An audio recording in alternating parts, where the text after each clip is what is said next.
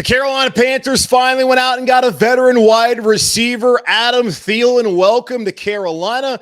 But are there other needs also for them to fill in free agency? I'll tell you what those are right here on Locked On Panthers. You are Locked On Panthers, your daily Carolina Panthers podcast.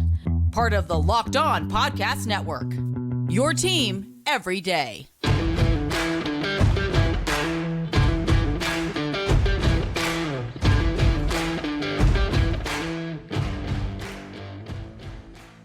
Welcome into another edition of the Locked On Panthers podcast, a part of the Locked On Podcast Network. I'm your host, as always, Julian Council, talking Carolina Panthers with you every Monday, Tuesday, Wednesday, Thursday, and Friday.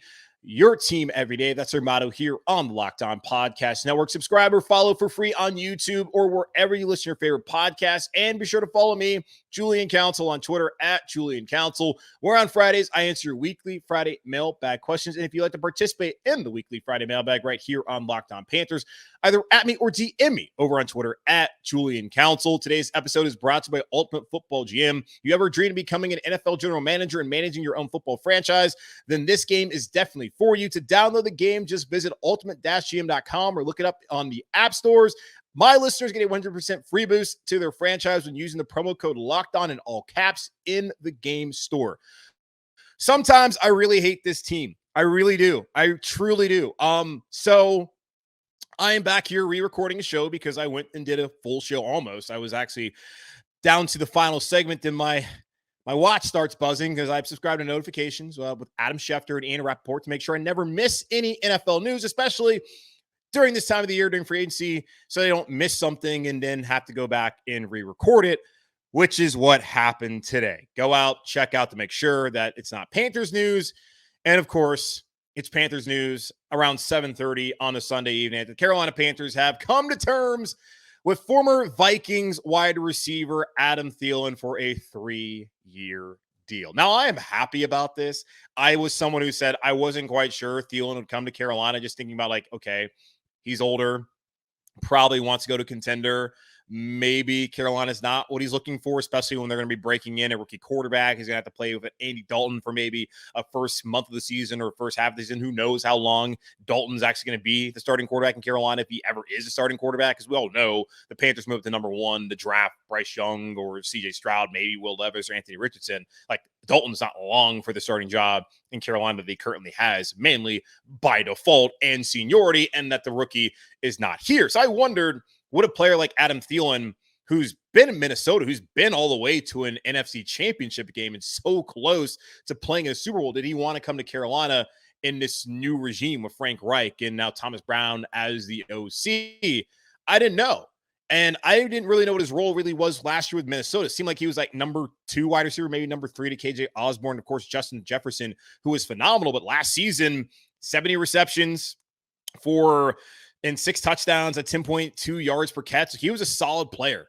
And I still think he is. And he's one of those guys that's an expert route runner that you Panthers could absolutely use in the slot. And that's what I think he's coming here to do, to be that veteran presence in the wide receiver room, because they absolutely needed a veteran. They needed a leader and someone who has produced in the NFL, who's had multiple 1,000-yard receiving seasons, even if that was 4 or 5 seasons ago. He's done more in his career, even a year ago, what Terrace Marshall's done collectively, what Shi Smith has done collectively, like what Laviska Shenault was really done here in Carolina. The Panthers had one of the worst wide receiving cores heading into free agency, and now they have added to it and made it better with Adam Thielen.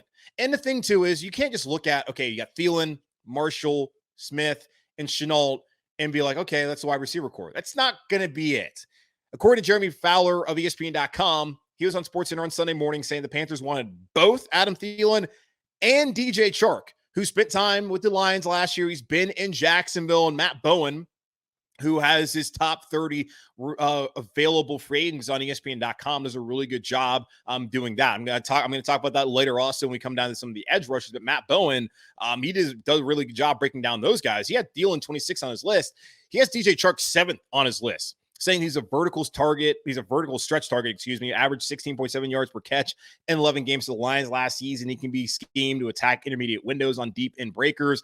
At 6'4", he has the ability to win outside matchups as a boundary target. He also has 18 touchdowns over 5 seasons, and he's been a Pro Bowler. No matter what value you place in the Pro Bowl, that is valuable to have someone who at least has been valued by his peers and by the NFL as one of the better players in the NFL that season as a Pro Bowler. So adding Thielen and then Chark is a far better situation what the Carolina Panthers entered last week in free agency in. And really, we hadn't even got to week 2 because I guess week 2 starts Monday, which you're going to be listening to this on Monday. But Sunday, first 7 days, they went out there, got their veteran quarterback in Andy Dalton, got a safety in Von Bell, which now allows Jeremy Chin to move up close to the line of scrimmage where he played his rookie year as a linebacker, more of a hybrid role, which I think he will play in his 3-4 scheme with Jero Avero, the new defense coordinator in Carolina. So you went out and did that. You also got defensive linemen into Deshaun Williams and Shai Tuttle, neither of which are edge rushers, but they can solidify the interior of the defensive line, and they give you veteran options, which the Panthers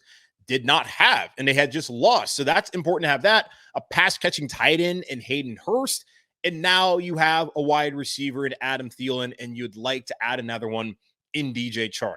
All 5 of the boxes I wanted the Carolina Panthers to check last Monday have been checked in the first 7 days, which is why I told y'all when DJ Moore got traded. And I understand the angst and the feeling surrounding it, but to wait and see what the world looked like a week later. And still a week later from that, the world did not look great as far as the Carolina Panthers wide receiver core. And even to this day, it still doesn't look great. But if you add Chark and then you draft someone in the second round, which I think the Panthers are likely going to do, you have Thielen, Chark, your second round wide receiver, who you hope maybe one day develops into your number 1 wide receiver, depending on who it is. You have Terrace Marshall, who still has potential and I think can take a next step this year from year 2 to year 3. Shi Smith, Laviska Shenault, and not to mention Miles Sanders coming out of the backfield to catch football, and Hayden Hurst catch football at tight end. A year ago, it was DJ Moore, and that was basically it. They got rid of McCaffrey. You weren't getting Chuba Hubbard to catch the football. You weren't getting Deontay Foreman to do that either. And you weren't even asking either one of those guys to do that. Now you have Sanders who can do that. Ian Thomas, Tommy Trimble, they're not what Hayden Hurst is going to be in this Carolina Panthers offense under Frank Reich. So you've now added a veteran receiver, maybe not the level of DJ Moore. Certainly we know that. Back in the day he was, but not anymore in Adam Thielen. But you have a veteran. And then you added a pass-catching tight end who can make some plays for you. You've added a running back who can make some plays for you and can be more durable. That's what you want here in Carolina for a rookie quarterback. It's not going to be perfect year 1. 2024, next offseason, certainly I think they're going to have to be in the market to go out and get more skill position players, especially at wide receiver. We'll see. Thielen's going to be here for the next year or 2, depending on how the deal is actually broken down in those 3 years that he's signing here in Carolina. But you have Adam Thielen. You maybe have DJ Chark. You have a good start to adding a receiver in this draft and then probably someone next year, whether it's a trade or free agency. And I still wouldn't turn down an opportunity to go out there and get a T. Higgins.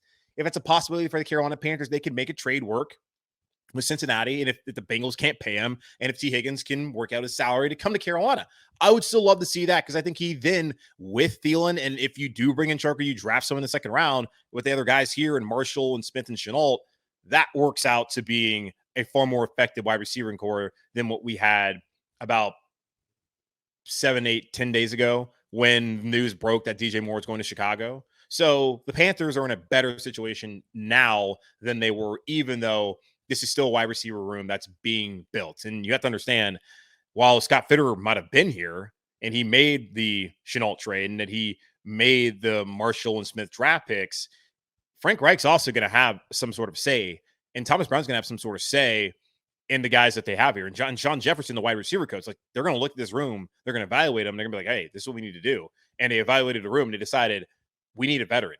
We need Adam Thielen. And I don't know what his market was outside of Carolina, but all I know is he's here now. And this is absolutely a move the Carolina Panthers had to make and needed to make. And thank God they did make it. And let's go make another one.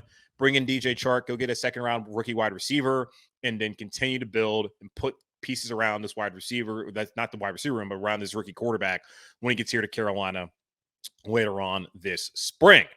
All right. So the Panthers are starting to fill that one need at wide receiver. I think they need to add more, like I just mentioned. What about edge rusher? Because last year it was pretty much Brian Burns and then a by committee approach. Let's get back to 2021. Now, Haason Reddick, he's not available. A player like Haason Reddick's not available. What are some of the top remaining free agent edge rushers out there that could fix the need the Carolina Panthers have at edge rusher opposite of Brian Burns? We'll talk about that here in just a moment on Locked On Panthers. But before we do that, today's episode of Locked On Panthers is brought to you by Ultimate Football GM. You've heard me talk about this mobile game app, and if you ever thought that you'd make a good general manager, you got to give this game a try. It's not as easy as you might think to create a dynasty. When you play Ultimate Football GM, you get to control and manage every strategic aspect of your team as you play through seasons and lead your team to glory, trying to build a historic dynasty. With Ultimate Football GM, you're responsible for controlling the destiny of your franchise by hiring the right coaches and coordinators, managing all the finances, including negotiating player salaries and terms, navigating your franchise through free agency, the draft, injuries, player/personnel issues, and all the ups and downs of the season. All this in a challenging and realistic game world. Ultimate Football GM is completely free and playable offline. Play on the go as you want and when you want to. Locked On Panthers listeners, meaning you, get a 100% free boost to their franchise when using promo code Locked On in the game store. That's Locked On in all caps, so make sure to check it out today. To download the game, just visit ultimate-gm.com or look it up in the app stores. That's ultimate-gm.com. Ultimate Football GM. Start your dynasty today. I'm just wondering, when are we going to start talking about edge rushers? Because last year we went into the season saying the Carolina Panthers need an edge rusher opposite Brian Burns after letting Haason Reddick walk and then have a phenomenal season with hometown Eagles. We said that all offseason.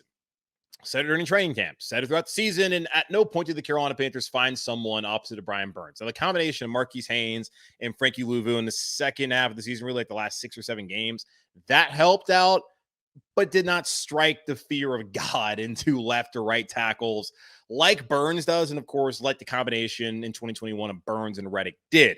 So the Carolina Panthers still sit here needing an edge rusher who can command the attention and respect of offensive coordinators and offensive players in the NFL heading into the next season.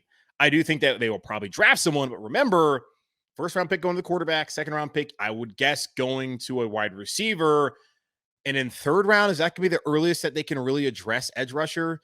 So they need to go ahead and do that now in free agency and hopefully not break the bank, because they didn't pay a lot for Haason Reddick, and they ended up losing him because they were trying to get Deshaun Watson, but also it was going to cost them a pretty penny to bring Reddick back, and they knew down the line they were going to pay Brian Burns a ton of money. Now, Matt Bone, who I talked about earlier from ESPN.com, covers the NFL. There's a lot of good scouting coverage and all that kind of stuff. I think he's on was it ESPN? What is it? Game Plan? What was that show that I can't remember what the hell it's called. Either way, he's got his top 30 of free agents out there, and 6 of them are all edge rushers out there. Starting off with Yannick Ngakoue, who I've already linked to the Carolina Panthers a week ago during the free agency primer because he played for Frank Reich now briefly last year in Indianapolis, but he had 9.5 sacks in 2022, bringing his total to 65 over 8 seasons, given his subpar tape as a run defender, which is a concern. However, he should be targeted as a situational pass rusher, a role in which he can use his top-end traits when on the edge, burst out the ball, hand usage, and the ability to bend around offensive tackles.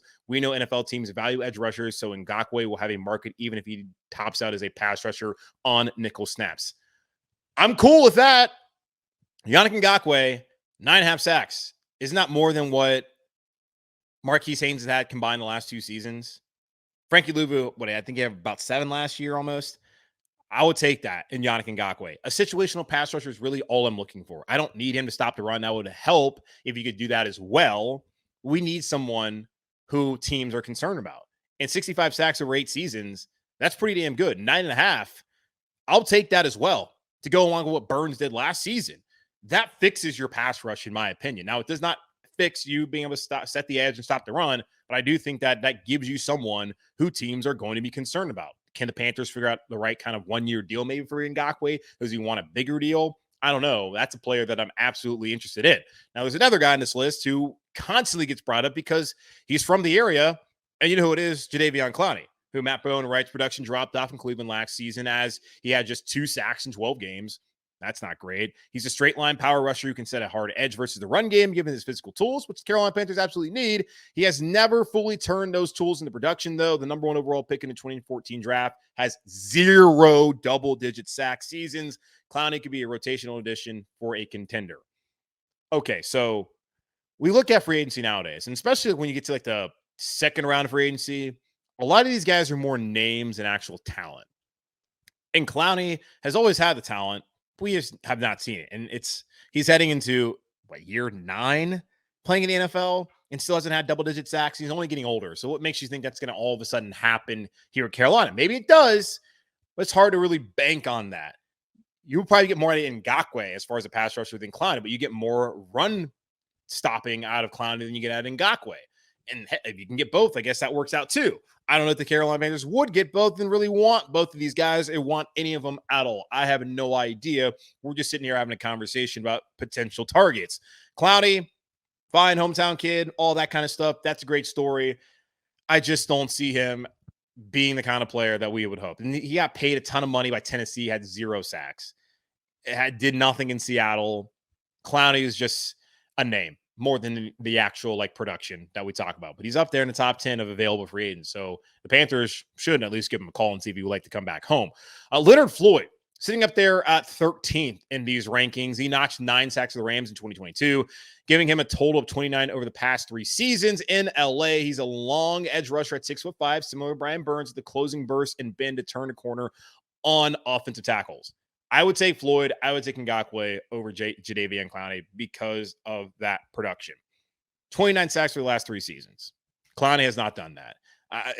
Let me see if I can let me quickly look out what Jadeveon Clowney has done, because I should have done this before. Let me quickly see what his sack totals are the last 3 seasons and just compare those to what we just talked about there. 29 for Leonard Floyd, who was a former first-round pick out of Georgia. All right, looking at it. Last year, Clowney, we already said 2 sacks. He had 9. Then 0 in Tennessee. So a 0 sack season is insane. 11 over the last 3 seasons compared to 29. Who's a better player? Now, Bowen values Clowney more probably because he's better against the run, which I think he certainly is compared to Leonard Floyd. We're just not going to get that production out of Clowney that we get out of Ngakoue or out of Leonard Floyd here in Carolina. Frank Clark, surprised to see him get cut by the Chiefs. I watch enough Chiefs football, but I don't really feel like I watch Frank Clark intently. Just know he's a name, and he's ranked 16th in this list. He logged just 5 sacks during the regular season for the Chiefs last year, but his postseason numbers jumped again for the veteran edge rusher in Kansas City's playoff run to the Super Bowl title. Clark posted 2.5 sacks and 6 pressures. Clark, who will turn 30 this summer, can upgrade an NFL front even if he is just a nickel pass rushing role. And that's really what we're seeing out of all of these guys. If you're finding a total package at defensive end and at edge rusher, they're typically not available in the second week of free agency or at all. Like last year, Haason Reddick, that was a rare case where a guy like him was available after having back-to-back awesome seasons.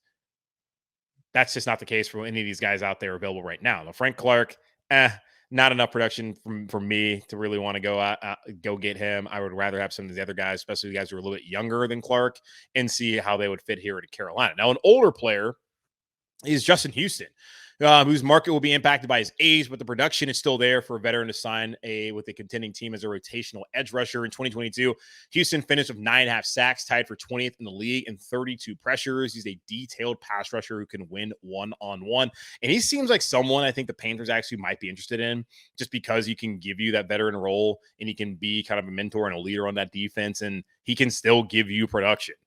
I'm a fan of Justin Houston. He's a little bit older. It's probably only a 1-year kind of deal. But he's still going out there and producing and staying healthy for the most part. Like, I'm good with that. And in 20th on Matt Bowen's list of available free agents heading into week 2 of free agency, Melvin Ingram. We talk about him as well, former South Carolina Gamecock. He produced 6 sacks and 22 tackles in 17 games this past season, so durable. Given his age, much like Houston, Ingram should be targeted as a sub-package rusher who will benefit from a heavily schemed defense, one that uses multiple fronts and stunts to put him in defined one-on-ones. Does that sound like the defense we're going to have here in Carolina, Vajero Avero?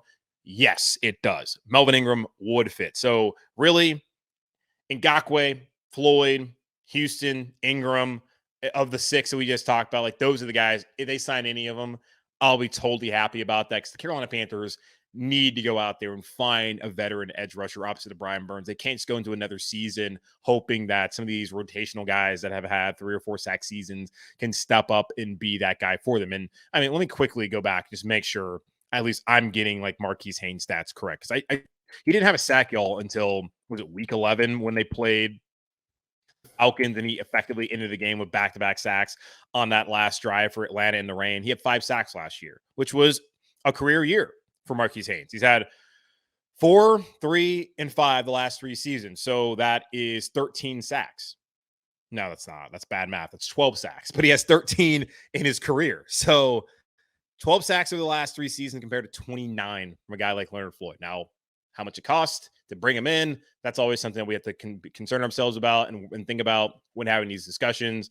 But they needed somebody else out there who has proven that they can get close to double-digit sacks or even double-digit sacks in the season. But again, not a lot of those guys are out there available and also able to stop the run and do some of the other smaller things that are also very important to playing defense that the Carolina Panthers or any NFL team would want. All right, so wide receiver, edge rusher. What about cornerback? Because Jaycee Horn, Donte Jackson, don't want to say they're injury prone, but they certainly have struggled with injuries the last couple seasons, leaving the Carolina Panthers in a precarious position like in week 17 with CJ Henderson and Keith Taylor could not do anything with Mike Evans. Should the Panthers look at getting another corner? Talk about it here in just a moment on Locked On Panthers. But before we do that, what an insane weekend of March Madness we had this past week. Kansas, number 1 seed, goes down. See also Purdue to a 16 seed that shouldn't even been in the tournament. What are we doing, Boilermakers? Well, the tournament's heating up, and now is the perfect time to download FanDuel, America's #1 sportsbook, because new customers get a no-sweat first bet up to $1,000. That's bonus bets back if your first bet doesn't win. Just download the FanDuel Sportsbook app. It's safe, secure, and super easy to use. Then you can bet on everything from the money line to point scores and threes drained. Plus, FanDuel even lets you combine your bets for a chance at a bigger payout of a same-game parlay. So don't miss the chance to get a no-sweat first bet up to $1,000 in bonus bets when you go to FanDuel.com/locked on. That's FanDuel.com/locked on to learn more. Make every moment more. FanDuel, an official sports betting partner of the NBA. All right, so the Carolina Panthers have checked the 5 boxes I asked them to check a week ago. Veteran quarterback, wide receiver, defensive line, pass catching tight end, safety. All 5 of the boxes have been checked, and I would like for them to get an edge rusher, as we just talked about some of the available ones out there. But they need to add another cornerback.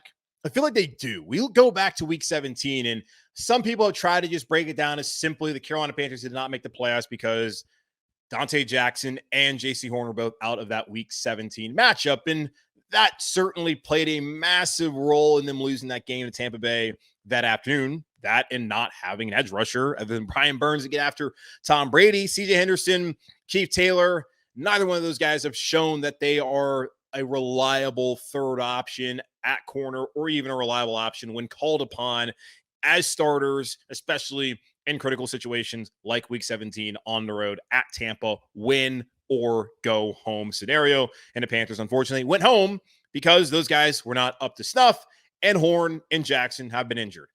Look at the last couple of seasons for Donte Jackson.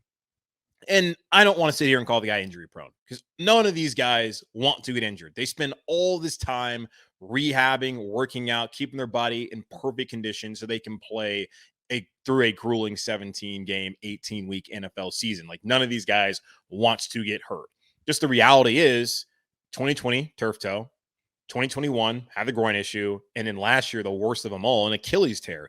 Donte Jackson has just not been reliable and been able to be on the field for a long period of time throughout the season. And that has hurt Carolina. Now, when you have Stephon Gilmore, and then you add CJ Henderson, when you still had belief and faith that maybe he could be someone who could step up for you and be at number 2 one day, that was fine. But when you have a scenario where it's Henderson who's showing you that he's not that guy, and then Keith Taylor, and then even Josh Norman, that is a bad situation for the Carolina Panthers to be in. And Donte Jackson, just right now, it's hard to sit there and believe that he's going to be reliable enough to play for a full 17-game season for you.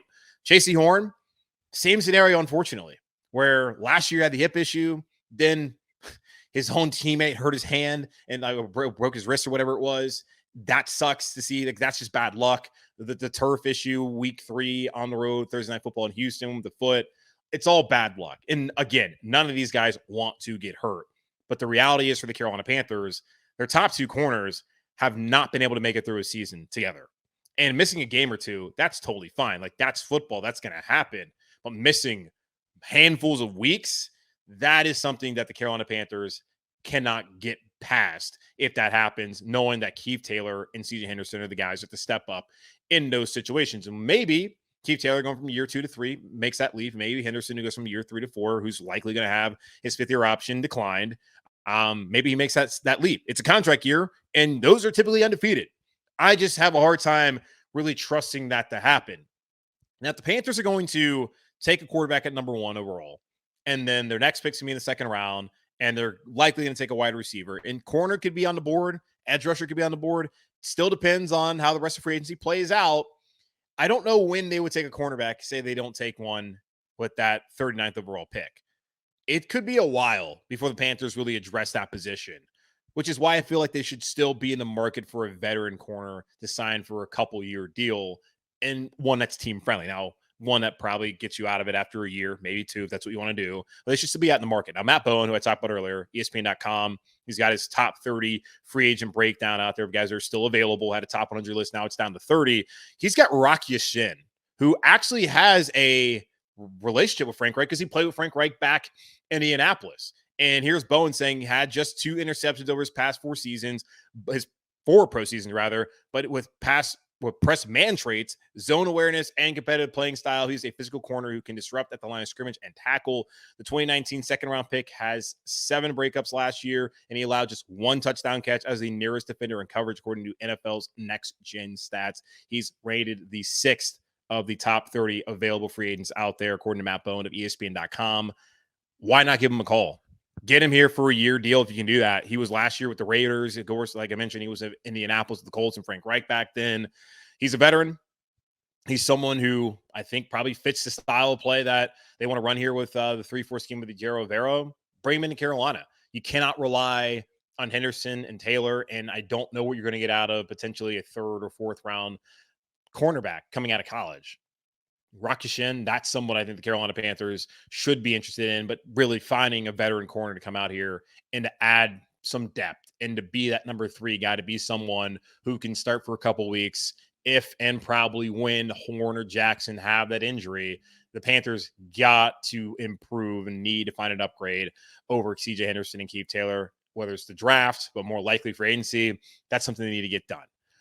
All right, so that's going to wrap up this edition of the Locked On Panthers podcast, a part of the Locked On Podcast Network, hosted by yours truly, Julian Council. Again, y'all, make sure to check out the show for free over on YouTube and wherever you listen to your podcast. Subscribe and listen and follow over there. And follow me, Julian Council, on Twitter at Julian Council, where on Friday, I'll be back to answer your weekly Friday mailbag questions, either at me or DM me over on Twitter at Julian Council. In the meantime, be safe, be happy, be whole. As always, keep pounding, and I'll talk to y'all on Tuesday.